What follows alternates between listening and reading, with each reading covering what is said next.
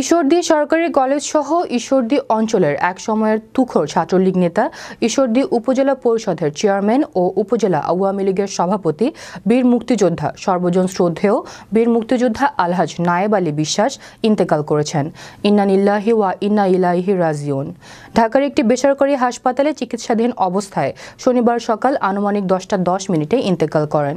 তার মৃত্যুর সংবাদ পেয়ে বাংলাদেশ আওয়ামী লীগের যুগ্ম সাধারণ সম্পাদক মাহবুবুল হক হানিফ এমপি, সদ্য নির্বাচিত পাবনা 4 আসনের এমপি গালিবুর রহমান শরীফ, সাবেক এমপি বীর মুক্তিযোদ্ধা নুরুজ্জামান বিশ্বাস, পৌর মেয়র ইসাক আলী মালিথা, সাবেক পৌর মেয়র আবুল কালাম আজাদ মিন্টু সহ কয়েক হাজার শুভাকাঙ্ক্ষী এবং শীর্ষস্থানীয় রাজনৈতিক নেতারা জানাজায় অংশ নেন।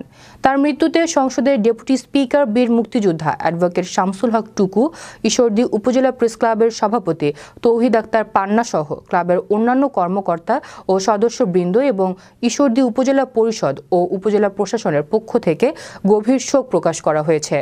রাষ্ট্রীয় মর্যাদায় গার্ড অব অনার এবং পূর্ব টেংরি কেন্দ্রীয় ঈদগাহ ময়দানে জানাজা শেষে কেন্দ্রীয় কবরস্থানে মরহুমের দাফন সম্পন্ন করা হয়।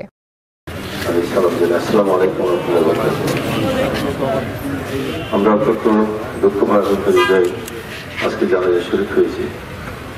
আমাদের সকলের প্রিয় ব্যক্তি, সকলের পরিচিত নতুন এক সন্তান বীর মুক্তিযোদ্ধা জনাব নায়েব আলী বিশ্বাস আমাদের মাঝখান থেকে চিরদিনের জন্য বিদায় নিয়ে চলে যাচ্ছে।